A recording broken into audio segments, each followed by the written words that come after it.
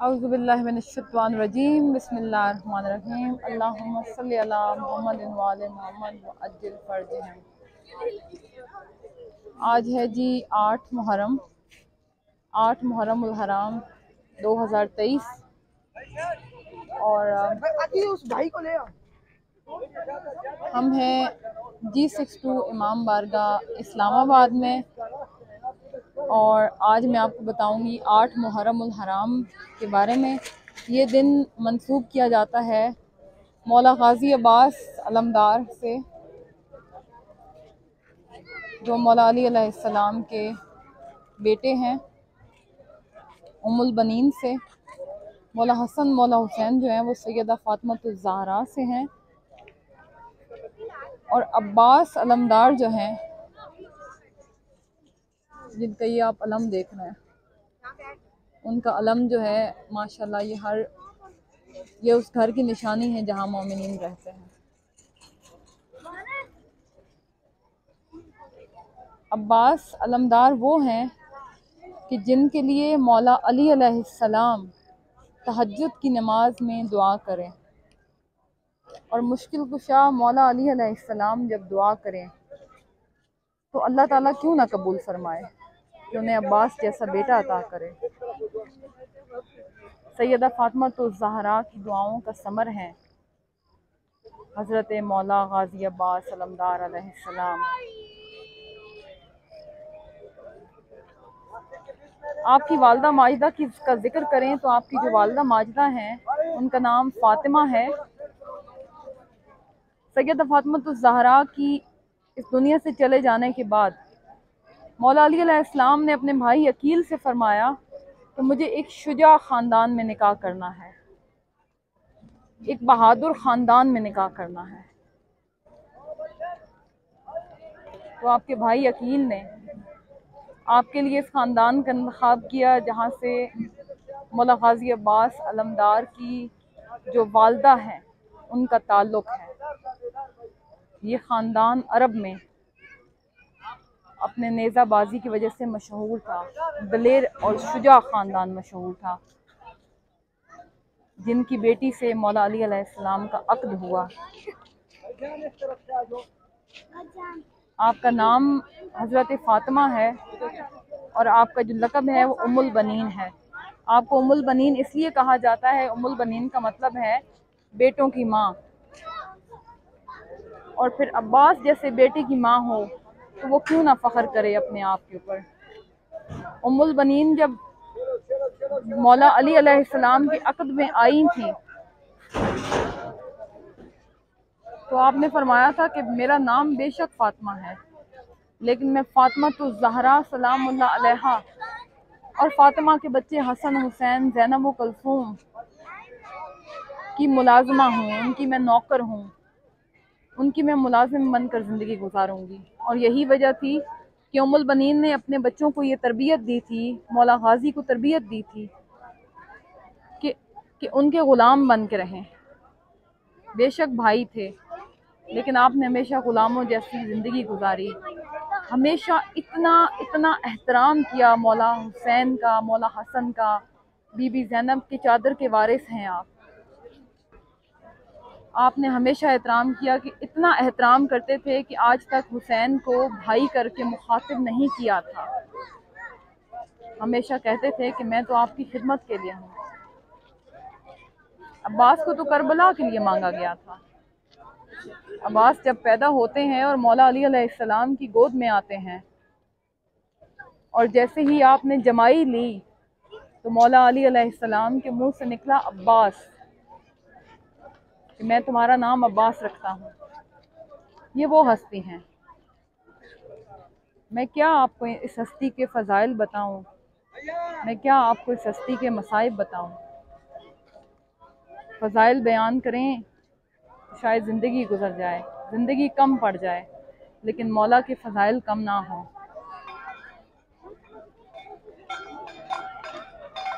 गाजी अब्बास अलमदार सैयदा ज़ैनब सलामुल्लाह अलैहा और बाकी बीबियों की चादर के वारिस थे।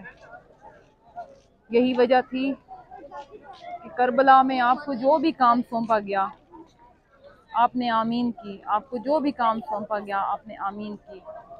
आप इमाम हुसैन अलैहिस्सलाम की हर बात के पीछे आमीन कहते गए। इमाम हुसैन अलैहिस्सलाम ने आपको कहा खैमे लगा दो अब्बास, तो अब्बास ने खैमे लगा दिए। अब्बास खैमे उतार दो, तो अब्बास ने खैमे उखाड़ दिए। आपने हर बात में, हर चीज़ में मौला हुसैन अलैहिस्सलाम की बात पर आमीन कहा। आप सैयदा सकीना सलामुल्लाह अलैहा के लिए पानी लेने गए और आपने मौला हुसैन से इजाज़त तलब की।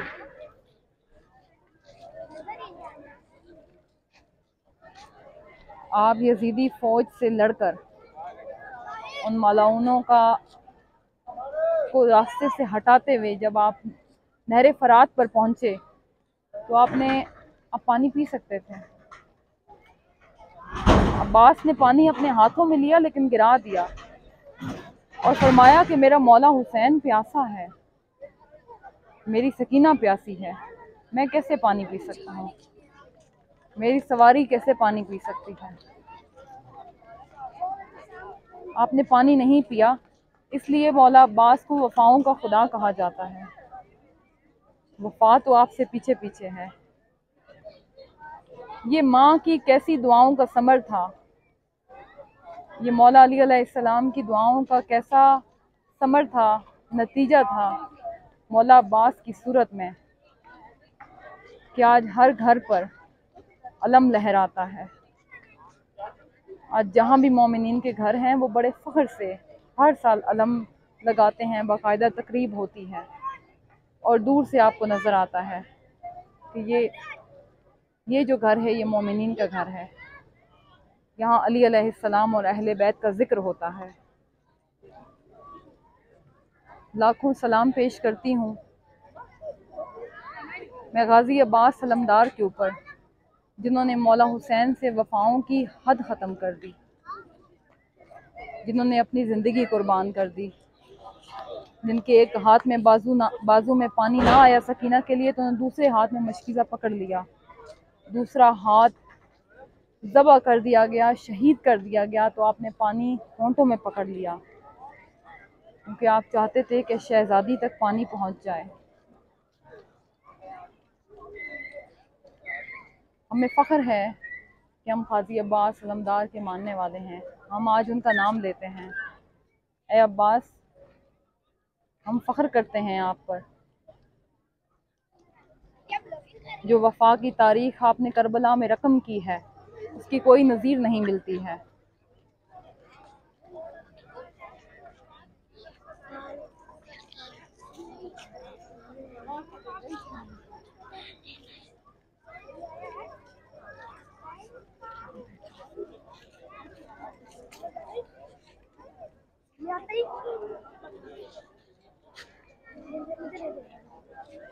इसलिए 8 मुहर्रम का दिन जो है वो मौला क़ाज़ी अब्बास अलमदार के नाम किया जाता है और आपके फ़ज़ाइल और मसाइब पढ़े जाते हैं, आपकी वफ़ाओं को याद किया जाता है, आपके नाम के नोहे पढ़े जाते हैं, आपके कसीदे पढ़े जाते हैं। अली के इस बेटे के जिसको कमरुल बनी हाशिम कहा जाता है। नाज़रीन कराम, जिस ख़ानदान में सभी चाँद हों, सभी सूरज हों, उसमें से कमर बनी हाशिम का खिताब लेना बहुत बहुत बड़ी बात है। ये गैर मामूली बात है। अब्बास का तलवार चलाने का जो तरीका था वो बिल्कुल अपने बाप मौला अली अलैहिस्सलाम की तरह था, क्योंकि आपको तो मांगा ही करबला के लिए गया था। अब्बास की मन्नत तो करबला के लिए मांगी गई थी कि बीबियों की चादरों की हिफाजत आपने करनी थी, हुसैन के खैमे आपने लगाने थे, आपको इसलिए मांगा गया था।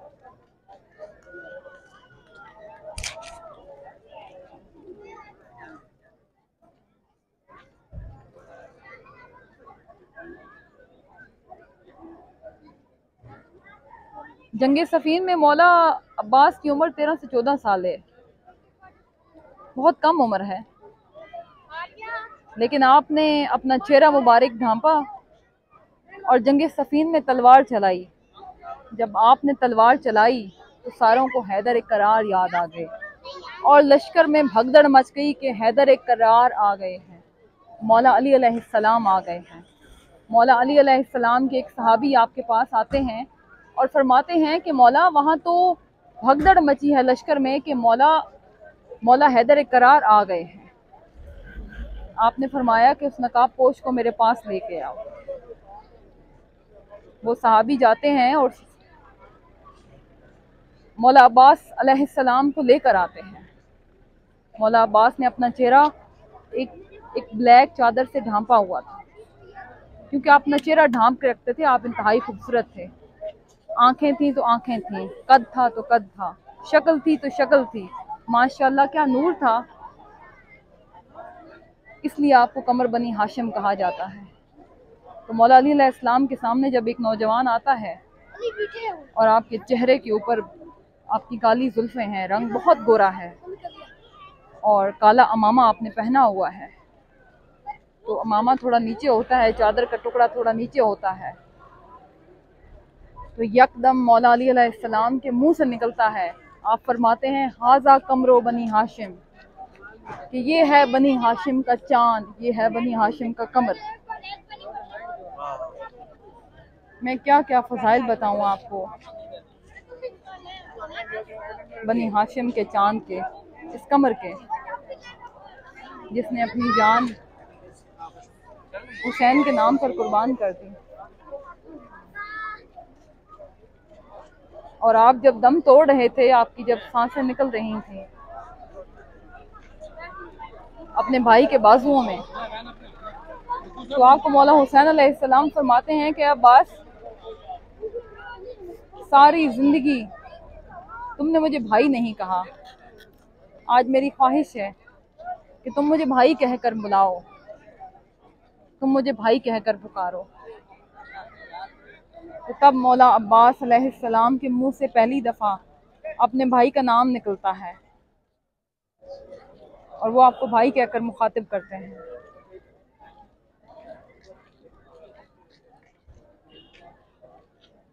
ये हैं वो अब्बास, ये हैं मेरे मौला हुसैन की फौज के सिपा सालार, जो 9 लाख के मुकाबले में एक अकेला फर्द काफ़ी था। बनी हाशिम का ये अकेला बेटा काफ़ी था, लेकिन अल्लाह की मसलहत थी, अल्लाह की मर्जी थी, ये अल्लाह की मर्जी थी कि उसको हुसैन का खून चाहिए था, ये होना था, ये तारीख रकम होनी थी। और इसी की पेशन गोई हमारे प्यारे नबी अपनी ज़िंदगी में कर कर गए थे। उनको पता था, मौला अली अलैहिस्सलाम को पता था कि मेरे बेटे इस जंग में शहीद हो जाएंगे और आप अपने मौला अली अलैहिस्सलाम अपने लश्कर के साथ जंग सफ़ीन के लिए जा रहे थे। नैनवा के मकाम पर आप रुके और आपने फरमाया, ए अबा अब्दुल्ला सब्र करना, ए अबा अब्दुल्ला सब्र करना। तो लोगों ने आपसे पूछा, आपके सहाबा ने आपसे दरियाफ्त किया, क्या मौला आप किससे बात कर रहे हैं? तो आपने फरमाया कि मेरा ये बेटा इस जगह पर शहीद कर दिया जाएगा। एक वक्त आएगा जब इसी नबी की उम्मत इसी कलमे के नाम पर मेरे ही बच्चों को ज़बा करेगी।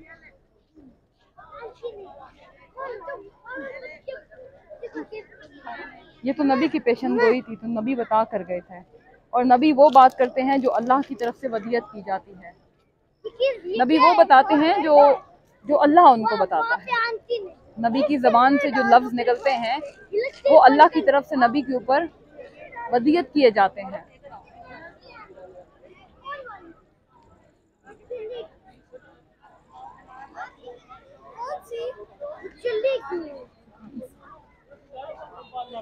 क्या था?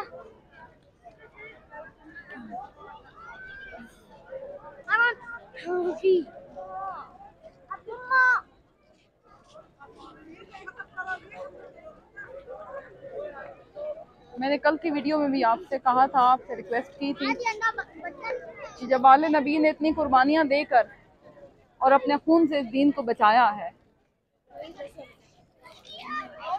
क्योंकि इस खानदान के एक एक फर्द का जो खून का एक कतरा है वो इस कायनात पर भारी है।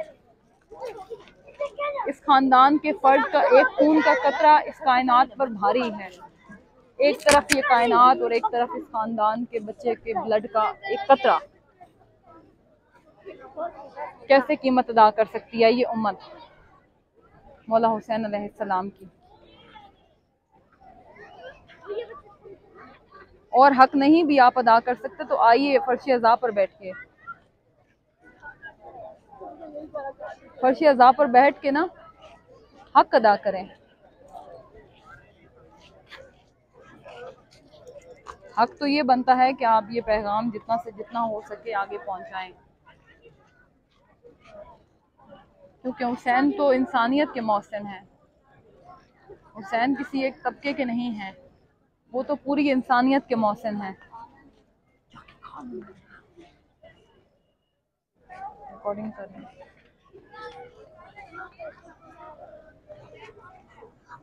दोबारा बना ले।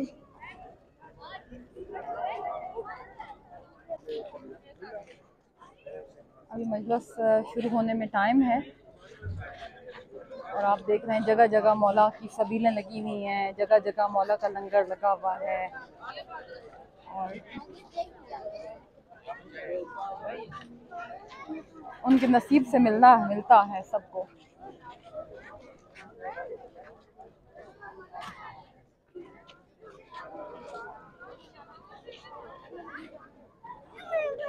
फकीरों को तो इस दर से सारी दौलत मिलती है। थप्पड़ मारेंगे शबी को पकड़ के। आपको ले जाते हैं एक सबील अली अस्कर।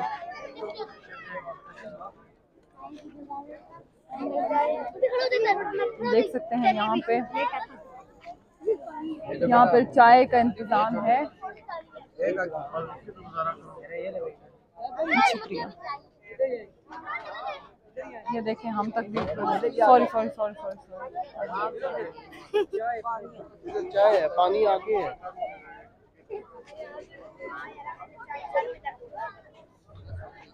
ये मौला के अज़ादार हैं, खुशियाँ अता फरमाए, इनकी जायज़ मुरादें पूरी करें।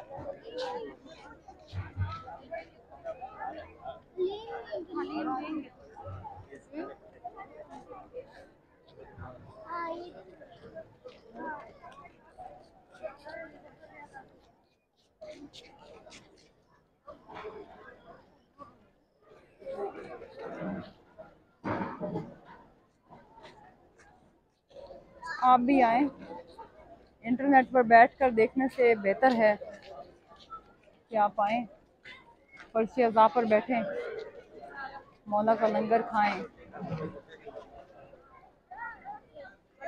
अपना एहतिजाज रिकॉर्ड करें। घर बैठना होता तो मौला हुसैन भी बैठ जाते, लेकिन मौला हुसैन ने क़याम किया। उस क़याम के पीछे जो सवालिया निशान है, उस सवालिया निशान का जवाब हर मोमिन को ढूंढना चाहिए, ज़रूर ढूंढें। हुसैन इब्ने अली क़याम ना भी करते तो वो हुसैन इब्ने अली ही रहते।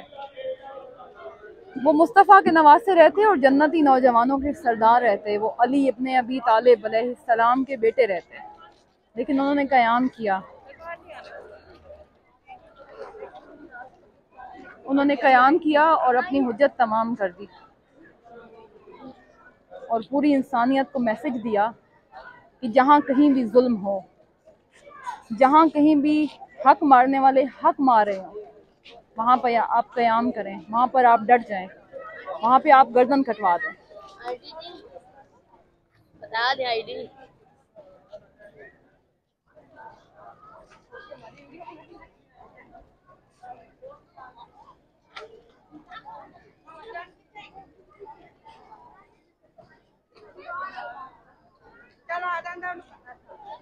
सिर्फ ये नहीं होता कि 10 दिन आप काले कपड़े पहन लें 10 दिन आप एहतजाज करें, 10 दिन आप मजलिस में आएँ और उसके बाद आप पूरा साल भूल जाएं।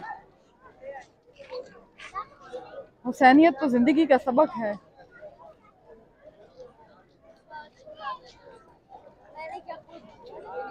पूरी लाइफ के लिए।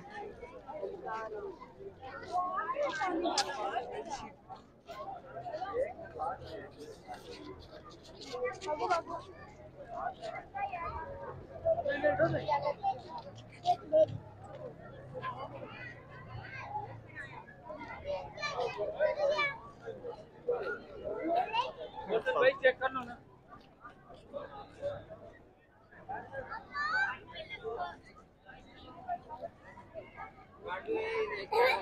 इसके लिए मैं कितने ये देखें जी, लंगर तकसीम हो रहा है। ये जहाँ लोग लाइन में लगे हुए हैं, यहाँ पे लंगर तकसीम हो रहा है। हर खास व आम एक ही लाइन में लगा हुआ है। ये नहीं है कि अमीरों के लिए कोई और मजलिस है, गरीबों के लिए कोई और मजलिस है, फ़कीरों के लिए कोई और मजलिस है। यहाँ सब खास व आम सारे एक सफ में लगे हुए हैं। मौला का लंगर बांटा जा रहा है। क्या इस तरफ, क्या उस तरफ, क्या इस तरफ, जिस तरफ निगाह जाती है सबीले हैं, हुसैन के नाम की सबीले हैं।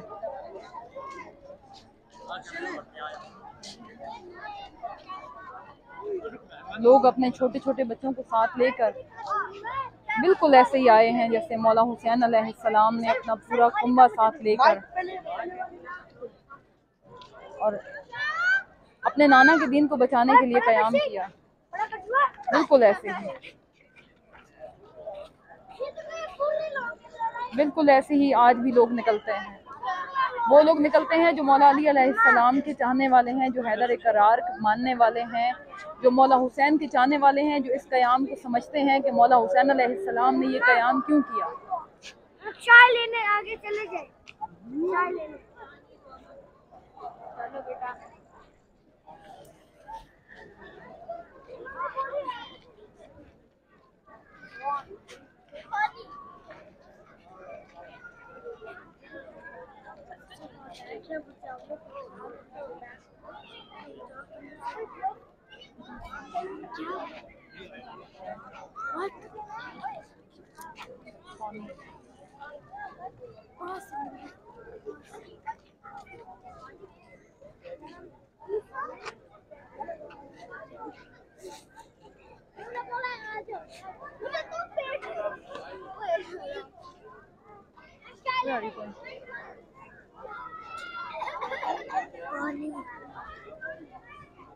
जल्दी आना, मैं वेट कर रही हूँ।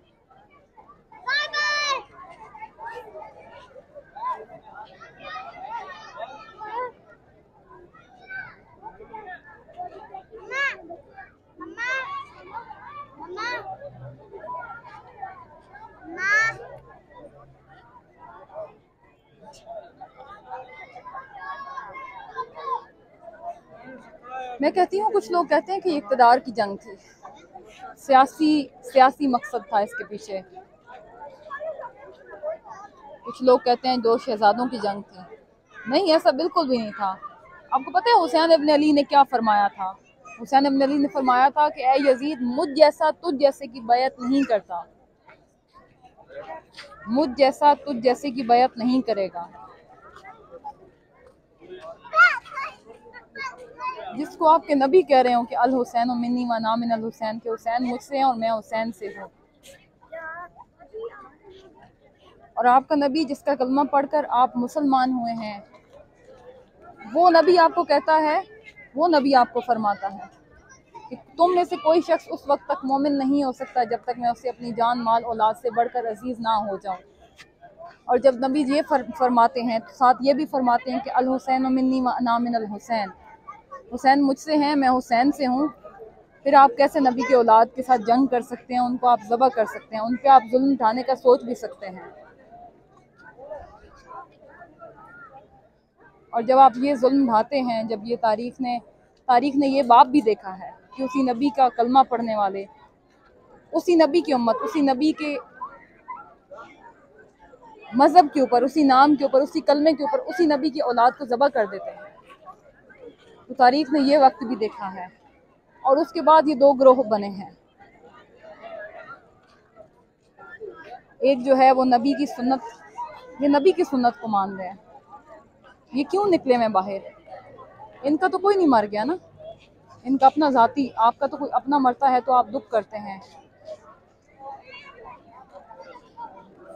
आपका कोई अपना मरता है तो आप रोते हैं, आप पीटते हैं। तो जो जिसका जितना करीबी रिश्ता होगा वो उतना ही गम मनाएगा। आपका कोई अपना मर जाता है तो आप उसके सराहने पर खड़े होकर बैन कर रहे होते हैं और आप रो रहे होते हैं और आप बता रहे होते हैं लोगों को कि मेरा इससे बहुत करीबी रिश्ता था।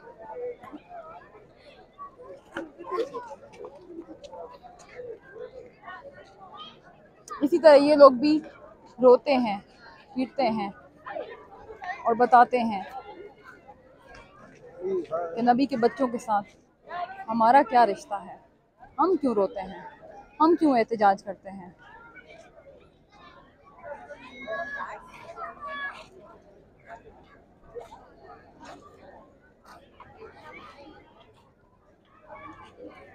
ये दुनिया को बता रहे हैं, ये अपने छोटे छोटे मासूम बच्चों को साथ लेकर कितने जुल्म हुए, कितने शियों को मारा गया। आले मोहम्मद का नाम लेने वालों पर तब भी जुल्म होते थे, आज भी जुल्म होते हैं। 14 सदियों के बाद बदला कुछ भी नहीं है। हाँ, ये ज़रूर है कि आज सोशल मीडिया का दौर है, ज़रा पैगाम पहुंचाना आसान हो गया है। लेकिन अली के मानने वाले तब भी परेशान थे। अली के मानने वाले आज भी उनके लिए, उन पर ज़िंदगी तंग कर दी जाती है हर लिहाज से। जो जिसको जहाँ मौका मिलता है आज भी उन पर ज़िंदगी तंग की जाती है।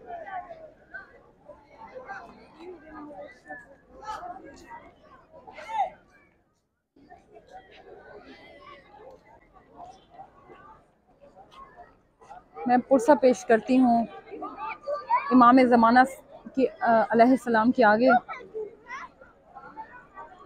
ज़हरा के आगे, अली के आगे,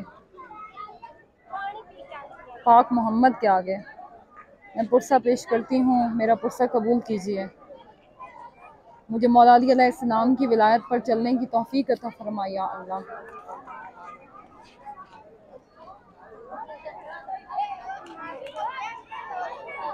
या अल्लाह सबकी जायज़ हाजात पूरी फरमा।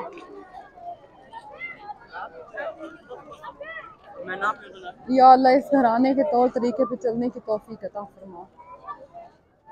ऐ मेरे अल्लाह, हमें हुसैन के सिवा किसी को गम ना अता फरमा।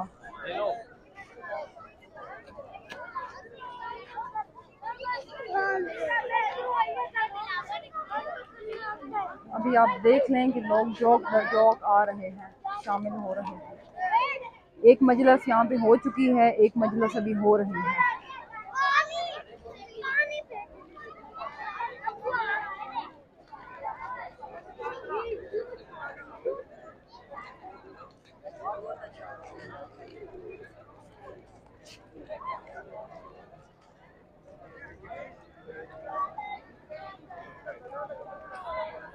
जिन्होंने कहा था ना, जो चाहते थे कि आले नबी का जिक्र मिट जाए,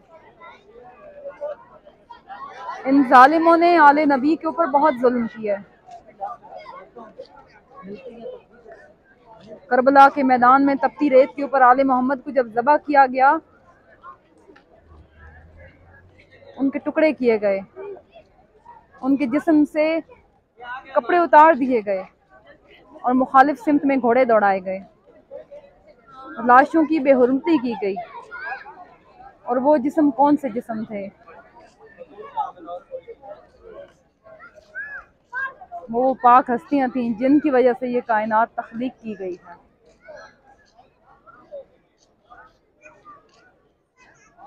लाशों की बेहुरमती की गई। बेहुरमती करके भी जब जालिमों का दिल ना भरा तो उन्होंने पानी छोड़ दिया ताकि कब्रों के निशान मिट जाएं। बनु असद में से फिर एक बुजुर्ग आते हैं जो अल्लाह के बरगज़ीदा बुजुर्ग थे और उन्होंने कब्रों को सूंघना शुरू किया था। और फिर एक कब्र के पास आकर गिरिया करके कहते हैं। मोमिन भी नहीं है, इधर आके फिर बदमाशी करना भी पड़ सकता है। मैं कसम खाता हूँ उस खुदा की जिसके हाथ में मेरी जान है कि ये खुशबू नवासे रसूल की खुशबू है। यहाँ से मुझे जन्नत की खुशबू आ रही है। उसके बाद मौला हुसैन अलैहिस्सलाम की कब्र की निशानदही की गई थी। वो सारे आज सुन लें कि आप चाहें भी तो आप इस जिक्र को मिटा नहीं सकते, आप चाहें भी तो इस जिक्र को कम नहीं कर सकते।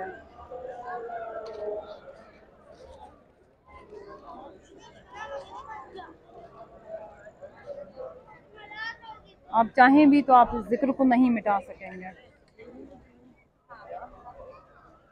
ये जिक्र तो बढ़ेगा, कम नहीं होगा।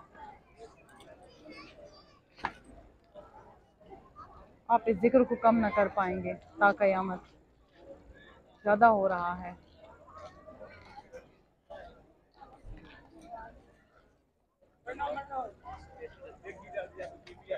नहीं, पहले मुझे मम्मा को ढूंढने दे, उसके बाद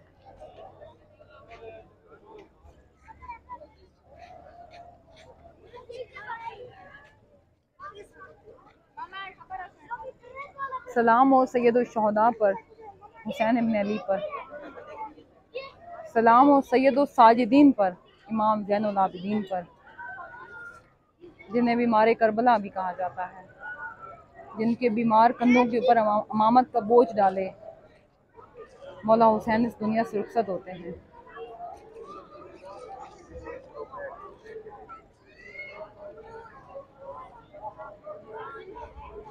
ऊपर कर लिया ना।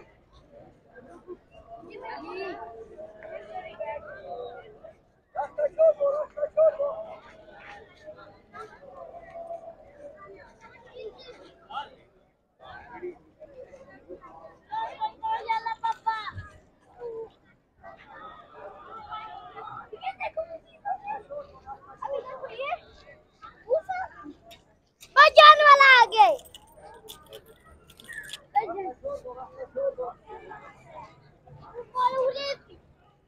ये वाला भाईजान है, ये भाईजान है, ये भाईजान है।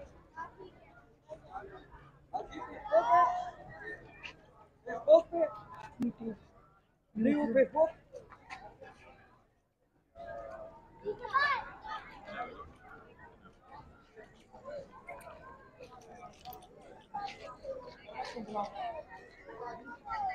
ईसा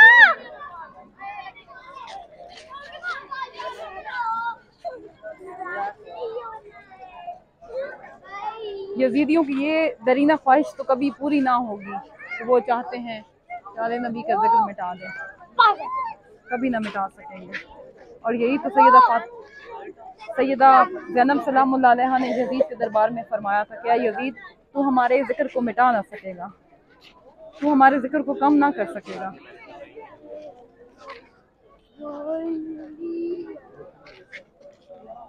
ये मौला का लंगर है, लोग लाइन में लगे हुए हैं। एक औरतों की लाइन है, एक मर्दों की लाइन है। मुनज़्ज़म तरीके से लंगर तकसीम हो रहा है। अली के बच्चों का, अली के बच्चों का लंगर तकसीम हो रहा है।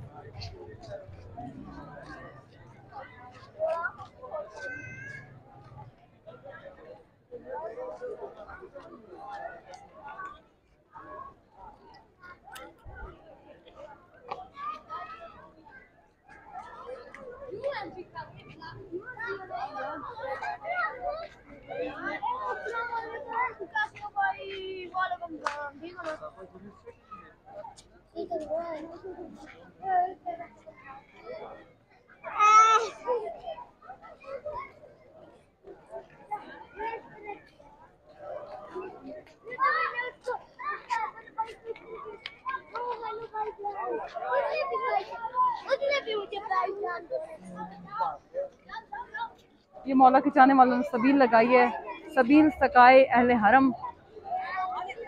ये पी रहे हैं। मौला अब्बास अलैहिस्सलाम को ना साकी करबला भी कहा जाता है। ये पी मैं तो जा रहा हूँ। क्योंकि आप जब आए थे तो आपके पास 35 मशकीज़े जो थे वो पानी के थे, 35 मशीजों के साथ आप करबला की ज़मीन पर वारिद हुए थे और यजीदी लश्कर को और उनके घोड़ों को आपने पानी पिलाया था, मौला अब्बास ने पानी पिलाया था,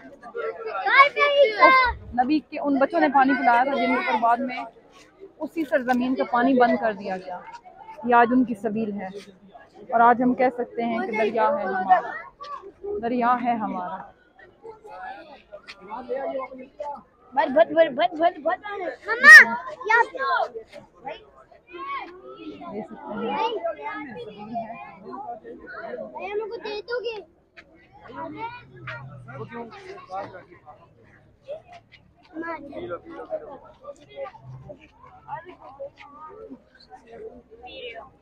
तुम ये ले सकते हो।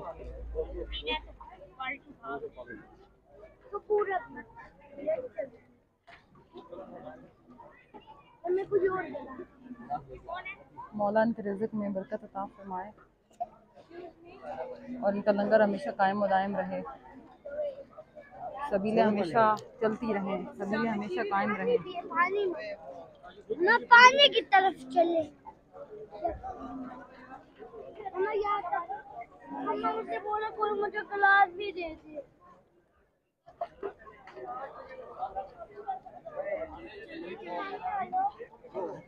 अब बता दो।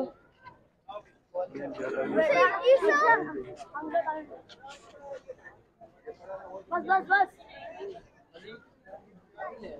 जल्दी ले गिलास इधर। पीना है पूरी है फिर ये इमाम बारगाह है G62 की। ये मर्दों का रास्ता है या औरतों का रास्ता है? साइड से औरतों का रास्ता है। हम थोड़ा सा मजीद आगे चलते हैं।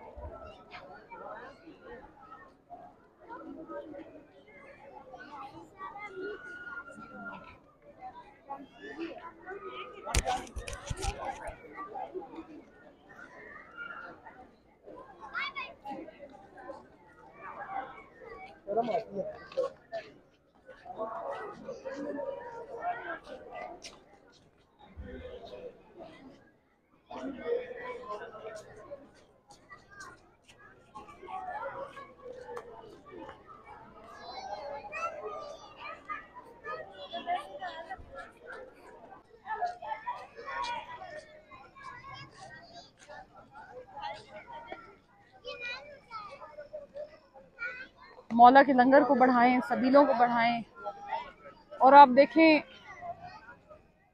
कि मौला आपके रिज़्क़ में कैसे इजाफा करते हैं। आजमा के देख लें, आजमाइश शर्त है, वो किसी का नहीं रखते। अहले बैत के घराने के जो फर्ज है ना, वो किसी का कुछ अपने पास नहीं रखते, डबल करके आपको वापस लौटाते हैं।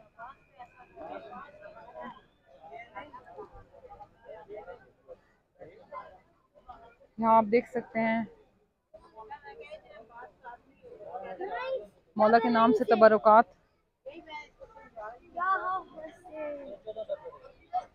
ये पहला स्टॉल है।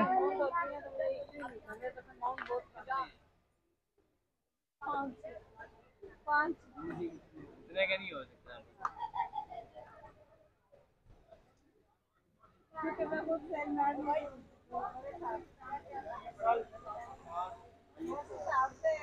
ये है अली अस्कर का झूला, ये इसलिए रखा जाता है। ये अलम पाक है और सबसे खूबसूरत स्टॉल ये है जहाँ पे किताबें हैं अहले बैत अतहार की, उनसे रिलेटेड। आप खुद देख लें।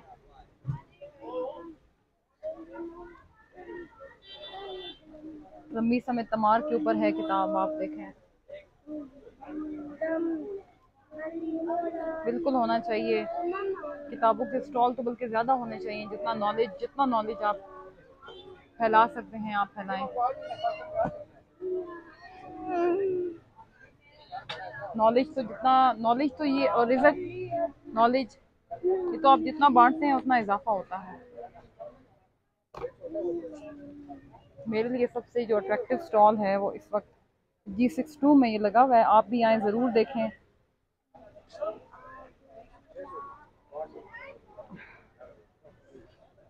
और पढ़ें। मौला के अक़वाल हैं, कुरान हकीम है। कुरान हकीम की तफसीर आपको यहाँ मिल जाएगी। मौजज़ात इमाम अली अलैहिस्सलाम है, मजालिस इमाम हुसैन अलैहिस्सलाम है, जिसमें ज़रूर जो इमाम हुसैन ने जगह जगह पर जो खुतबात दिए हैं वो उसमें ज़रूर दर्ज होंगे। फ़ज़ाइल आले रसूल हैं, इनको ज़रूर पढ़ें। आप पढ़ेंगे तो आप आले नबी को समझ सकेंगे, और जब आप आले नबी को समझेंगे तो आप अल्लाह को समझेंगे, क्योंकि अल्लाह तक जाने का ज़रिया जो है वो अहले बैत अतहार हैं। इनके ज़रिए से होकर ही आप खुदा तक पहुंच सकते हैं। ये आपको खुदा तक पहुंचाते हैं, खुदा तक पहुंचाने का ज़रिया है ये। और देखें कि किताबों के स्टॉल के ऊपर कोई भी आपको जो है, ये एक और स्टॉल है, इसके ऊपर कोई भी कस्टमर आपको नज़र नहीं आ रहा, कोई भी लोग आपको नज़र नहीं आ रहे, जो कि कोई इतनी खुशाइन बात नहीं है। मेरे ख्याल में जितना कितना हो सके तो पढ़ाई की तरफ बजाय इन चीज़ों में पढ़ने के कि आप ये ख़रीदें, वो आप किताब ख़रीदें और आप पढ़ें। आप पढ़ें और आप जब आप पढ़ेंगे तो आपके अंदर ये सवाल आएंगे कि क्यों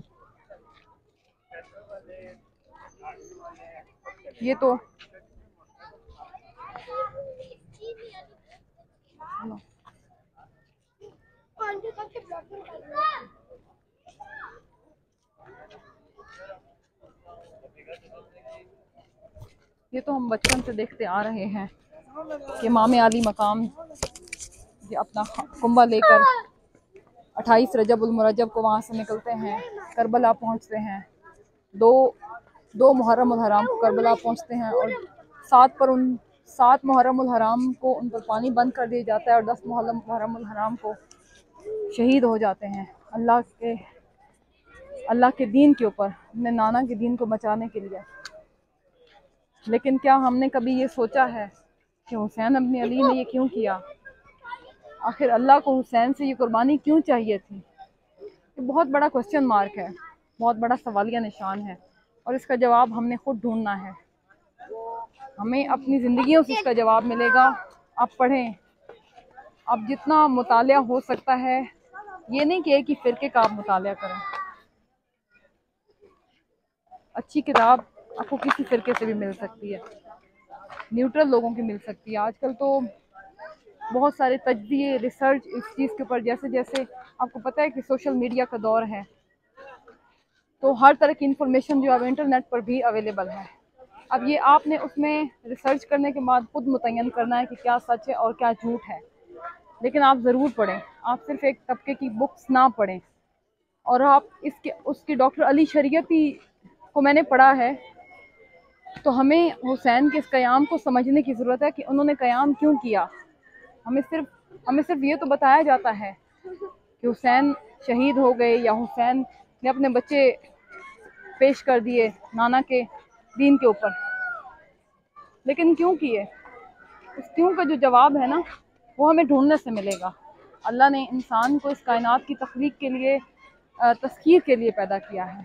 कायनात तख्लीक करके और इंसान को पैदा किया ताकि वो इसकी तस्खीर कर सके और सवालात के जवाब ढूंढ सके। अल्लाह ने आपको इसलिए अक्ल दी है, वरना खाना पीना और सोना ये तो जानवरों का भी शेवा है। जानवर भी ऐसा करते हैं कि वो खाते हैं, पीते हैं, सो जाते हैं, फिर उठते हैं, फिर खाते हैं। लेकिन इंसान की तख्लीक का मकसद तो कुछ और है।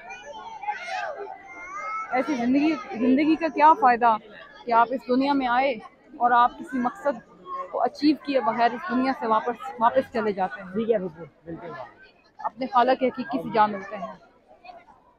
ऐसी ज़िंदगी का मकसद, ज़िंदगी जो है ना, उसको हुसैनियत पर कुर्बान करें, हुसैन के मकसद को लेकर आगे चलें, और हुसैन का मकसद आपकी ज़िंदगी के हर पहलू को टच करता है।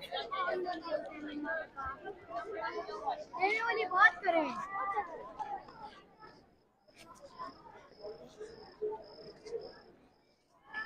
हुसैन आपको ज़िंदगी के हर मसले में, हर मसले का हल, हर प्रॉब्लम का सलूशन जो है वो हुसैन इब्न अली आपको देते हैं। आप उनके क़याम को समझने की कोशिश तो करें। आप ये सवालिया निशान तो अपने जहन में लेकर आएं कि आखिर ऐसा क्या था, आखिर ऐसा क्या हुआ था। क्योंकि आपको पता है इक़्तिदार की जंग नहीं थी, मौला को इक़्तिदार नहीं चाहिए था। ये तो वो घराना है जिनके घर फरिश्ते भीख मांगने आते हैं। तो ऐसे इनको इक़्तिदार नहीं चाहिए था। ये सियासत की जंग नहीं थी। खुदारा अपने आप से सवाल करिए, पढ़ें, तहकीक करें, तहकीकी जायज़ा करें, अपनी दुआओं में याद रखिएगा। इंशाअल्लाह अगले ब्लॉग में आपसे मुलाकात होगी और कल 9 मुहर्रम है और परसों हम एक डिटेल ब्लॉग करेंगे इसके ऊपर।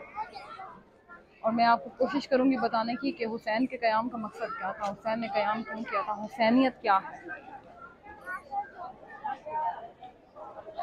अपनी दुआओं में याद रखिएगा। अल्लाह नेहमान।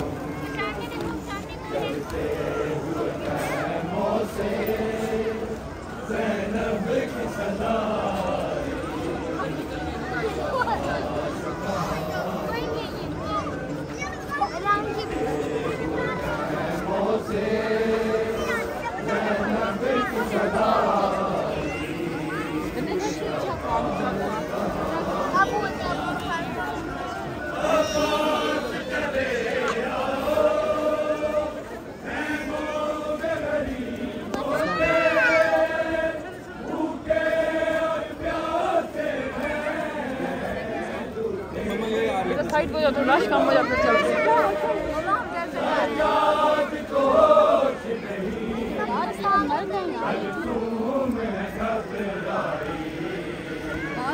जाने वाले गाने वालों